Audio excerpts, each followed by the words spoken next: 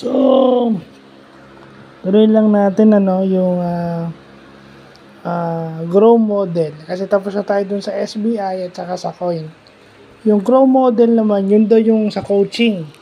So, pag sa sports, nagko-coach ka, yung grow model daw ng feedback ang kailangan mong gamitin. Yung goal, reality, options, at saka way forward. So, pag nagmo-motivate kang maging better yung isang tao, paano mo sila i-feedback? Grow model daw yung gagamitin mo, especially pag nasa coaching ka. Okay?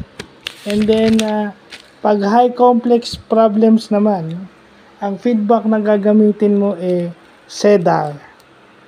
Yung C is context, example, diagnostic, action, and review. So, self-explanatory naman pag highly sophisticated o highly complex na yung bagay o yung scenario, CEDAR yung gagamitin mo for feedback. So, butit nalalaman natin yan. Yung grow and CEDAR model of feedback. Importante yan sa management.